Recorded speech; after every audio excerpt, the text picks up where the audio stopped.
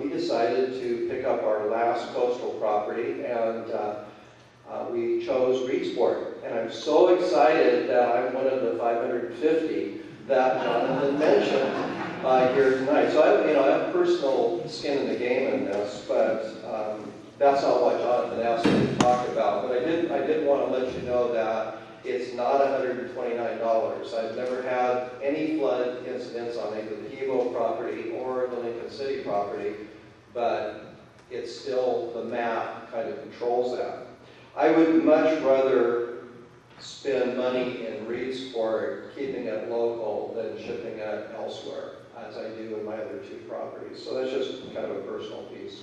It's been mentioned by several of the speakers tonight about the Oregon solutions or regional solutions, and Governor Fitzhauer several years ago created regional Oregon solution teams, and the idea is pretty simple, is rather than small places like Reedsport or Milton Free Water, or even larger places like Portland trying to figure this out on their own, who should we talk to, who do we need to bring to the table?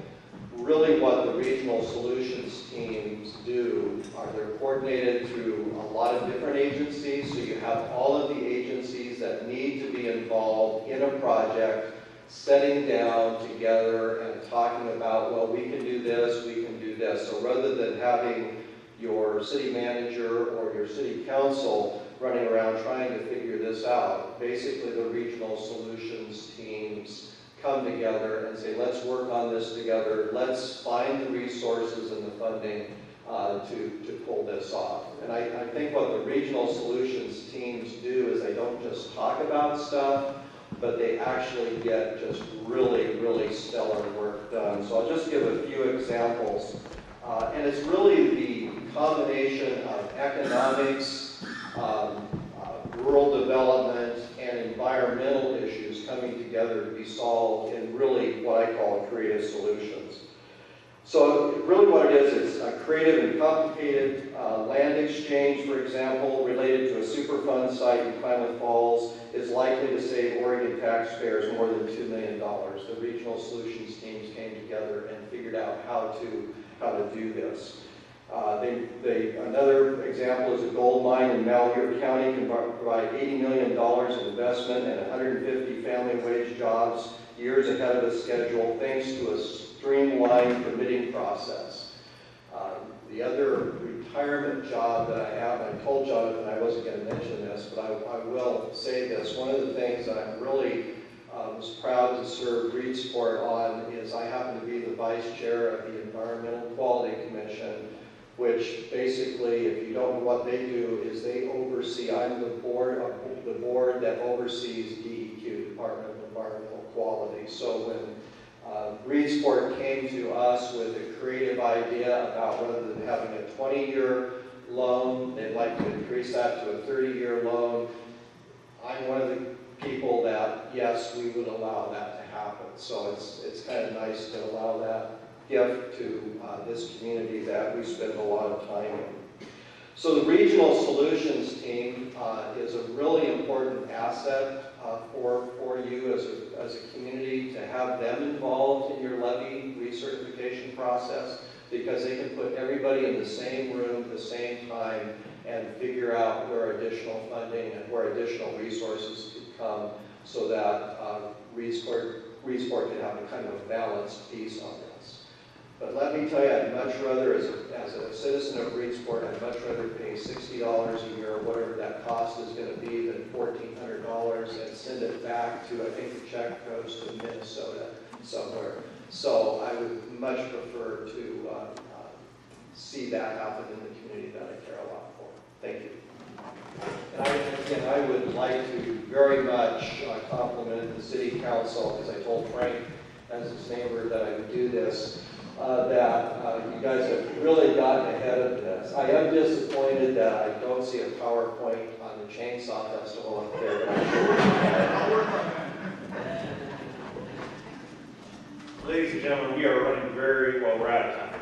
I have put my business cards on the back counter there. If there's questions coming out of this, feel free to email me or call, and I'll get you directed to the right point of contact or try to answer myself. I would like to let the mayor give a closing remark.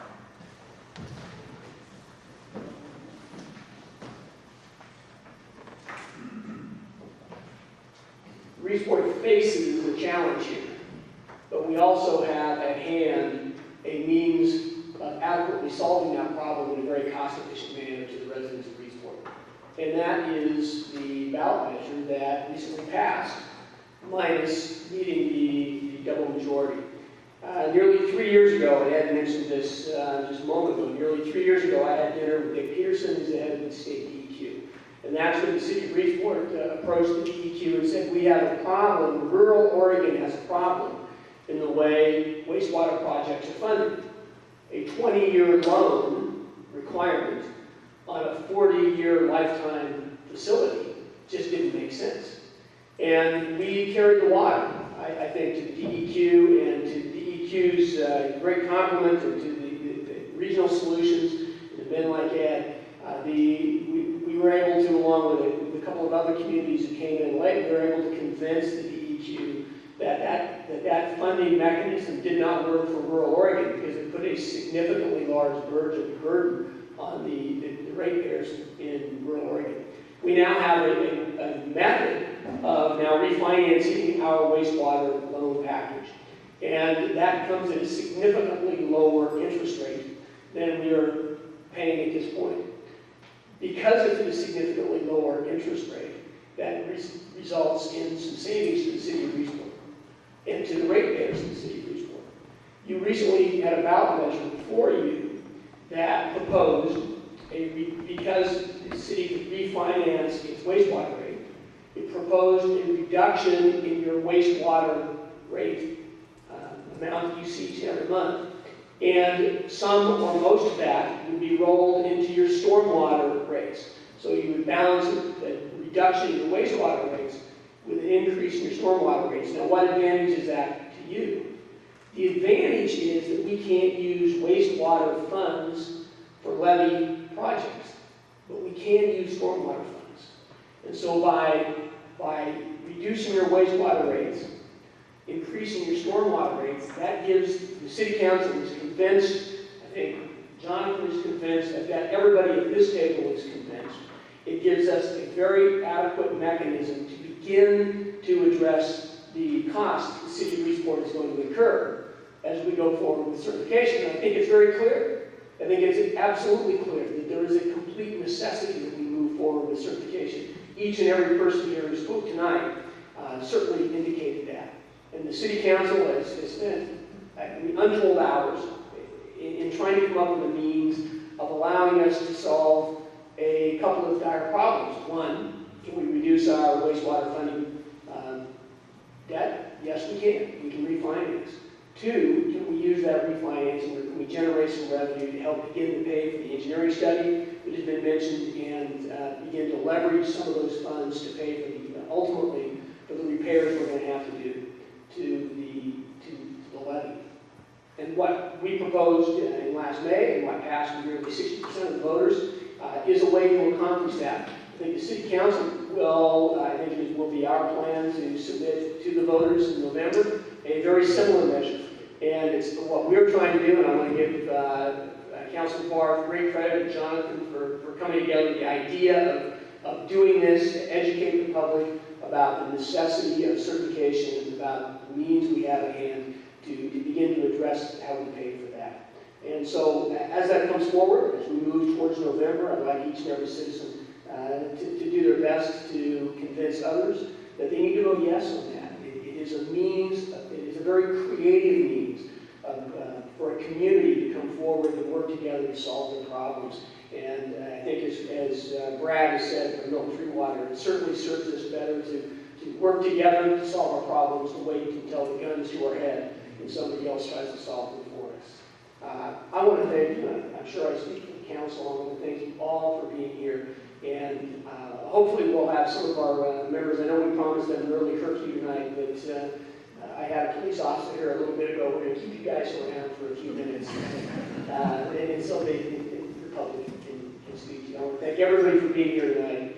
And Reedsport can solve this problem. We've got means at hand, and I really want to thank our panelists for giving their time to come and for all they've done for the city of Reedsport in the past.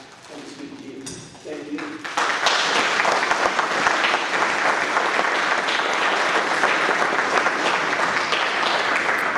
I'd especially like to reiterate the thanks to the panel members, because we literally had people come from all over the state to be here tonight. So once again, I appreciate all of you.